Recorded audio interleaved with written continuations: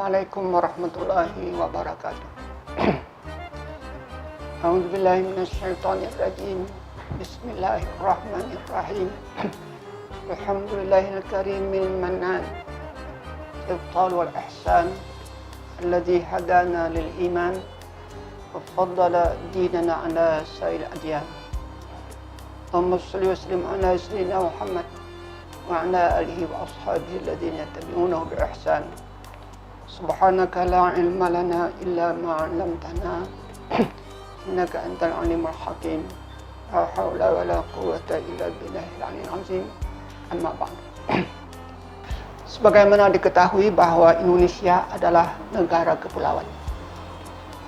Penduduknya juga terdiri dari berbagai suku.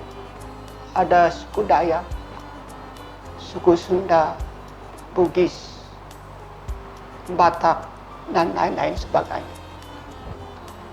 Dan bahasa mereka juga berbeda-beda. Selain daripada itu, penduduk Indonesia terdiri dari berbagai penganut agama. Yang terbanyak adalah penganut agama Islam, Kristen, Hindu, Buddha, Katolik. Dan pada zaman kepemimpinan Kiai Abdurrahman Wahid, Konghucu melengkapi agama di Indonesia menjadi 6 penganut agama. Oleh karena itu Indonesia bisa disebut dengan negara multikultural.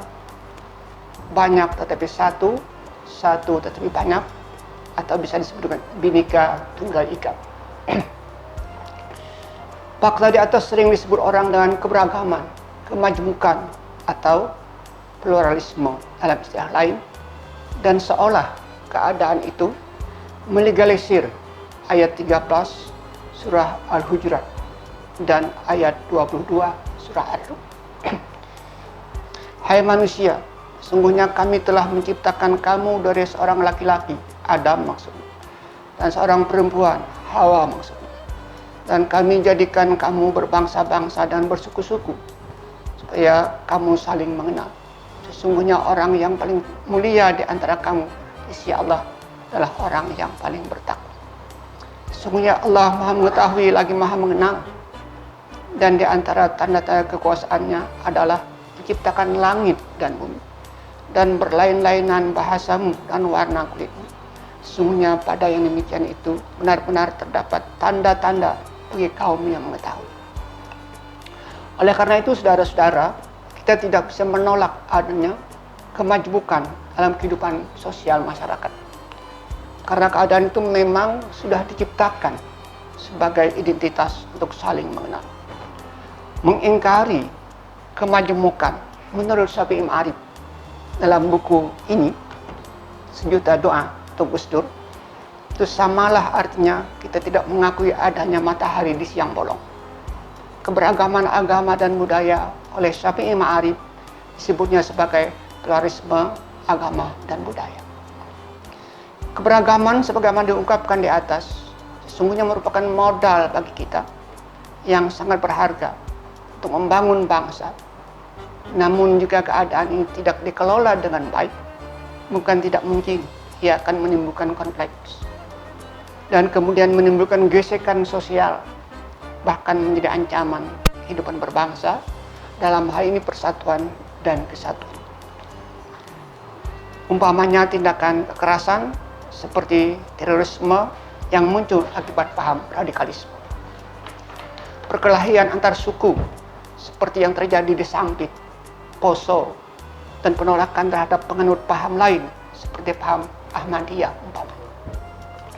Harus diakui saudara-saudara bahwa semakin tinggi kemajmukan yang dimiliki oleh suatu negara, semakin besar pula resiko yang dimilikinya. Sehingga semakin berat pula tugas negara untuk membangun persatuan dan kesatuan. Saudara-saudara yang kami muliakan, dalam konteks kemajmukan agama, Al-Quran tampaknya berangkat lebih jauh. Tidak saja orang harus mengakui keberagaman agama yang dianut umat manusia.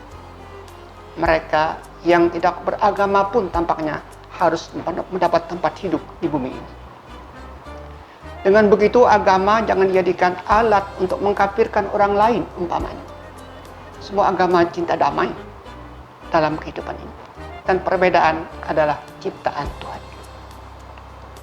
Sebagaimana yang diungkapkan dalam ayat 13 surah Al-Hujurat tersebut di atas dan Ar-Rum 22. Kita harus legowo menerima kenyataan. Ketika menafsirkan ayat 256 Al-Baqarah yang la ikraha fid-din, tidak ada paksaan untuk memeluk agama. Hasan memberi komentar sebagai berikut. Pertama, tidak boleh dipaksa seseorang untuk menganut suatu agama tertentu.